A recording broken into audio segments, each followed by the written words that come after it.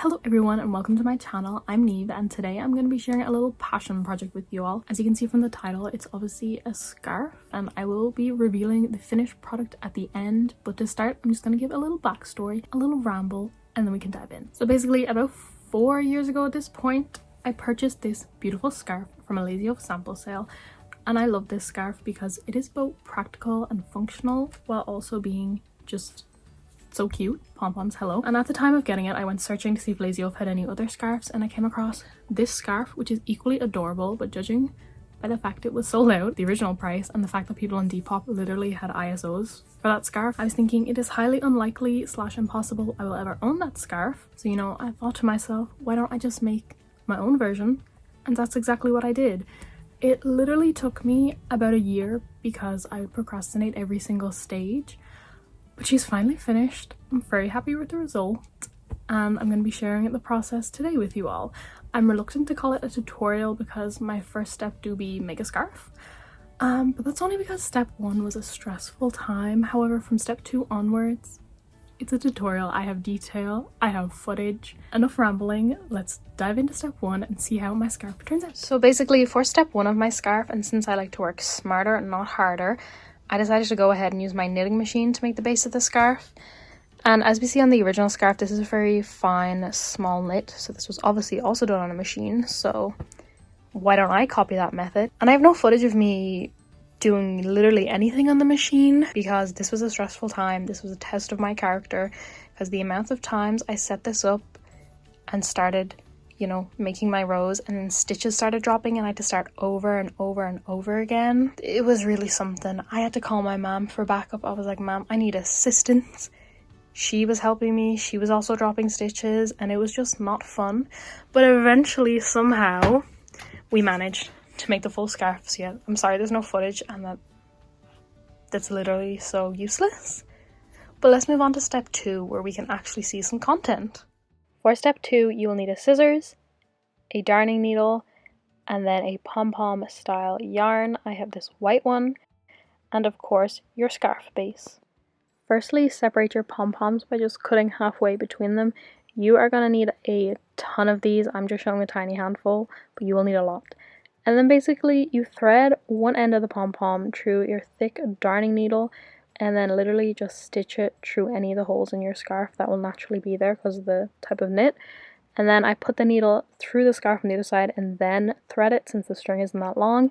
Pull that through and ta-da, you have a piece of fluffy cloud. I obviously wanted to make this scarf a little bit different to the original. I didn't just want to recreate it, and that's why I decided to do these 3D clouds instead of just in the design. And you literally just repeat that process over and over and over again until you have a cloud. And what I've demonstrated here is threading all the cloud pieces first and then tying all the strings at the end. I double knotted them all, but I actually found it's easier to tie as you go. It just keeps it not as messy. Ta-da! You have a cloud. Isn't that just adorable? And as I said, this is a very tedious process as you're just kind of repeating everything over and over and over again. So here is just a time lapse of me making the clouds. I feel like the hardest part about making the clouds is knowing when to stop because I kept making them and then I'd be like, oh, what if I add just one more pom-pom here or one more here? And I just would want to keep going, but you kind of need to know, like, my cloud is finished. So yeah, just do that over and over again until you're satisfied with the amount of clouds. I decided to only kind of do them at the ends that would show when wearing, so I didn't do the part that would kind of wrap around your neck, as I just thought, it's at the back, no one's going to see it, and I don't know if I'd want like bumpy clouds on my neck. So it's totally up to you what you want to do with it.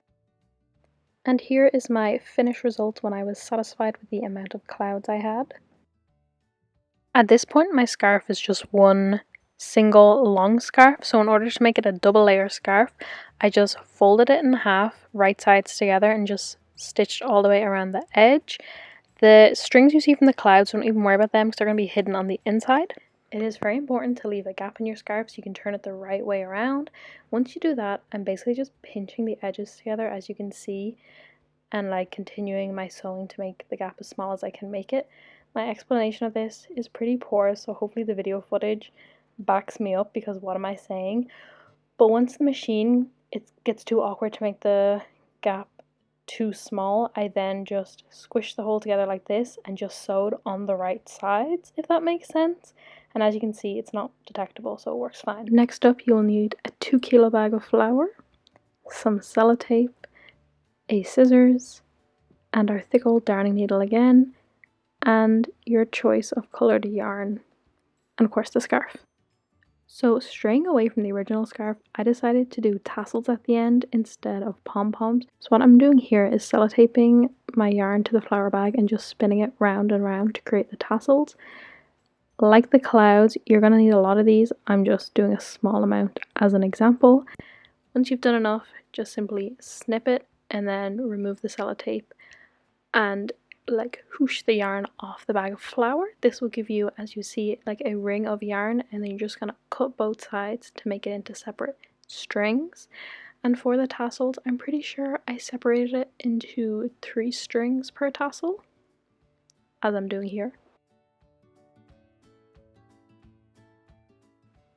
And then I took my 3 strands, and to make it easier to thread them through the needle, I'm just twisting them here so that it gets tight and thinner, as you can see.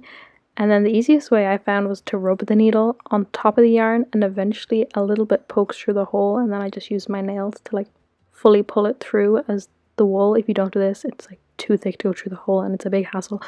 So this is what I found to be the easiest method.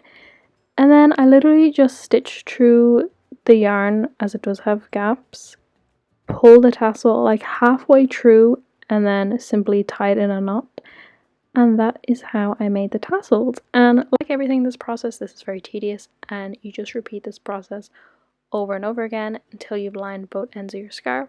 Obviously the tassels are optional, but I thought they added a nice touch, and purple is one of my favorite colors. Well, that is my favorite, so I thought it'd be nice with the blue.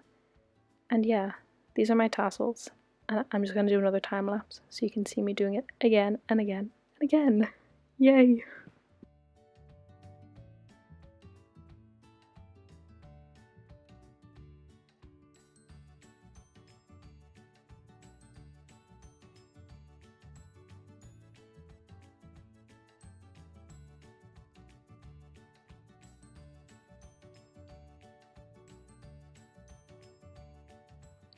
Now here, I actually slowed this footage back down because I made the executive decision that we would do the last remaining tassel together.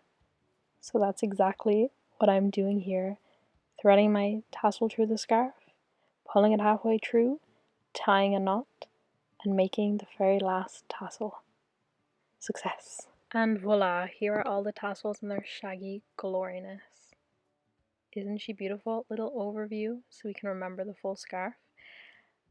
Beautiful, gorgeous. Look at those fluffy clouds. Ooh, I want to poke them.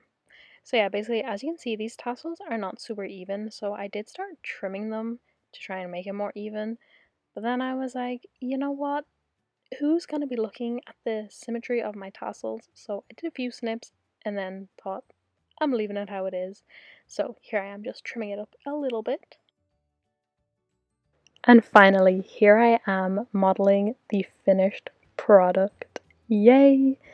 This scarf was a result of love, dedication, procrastination, and hard work.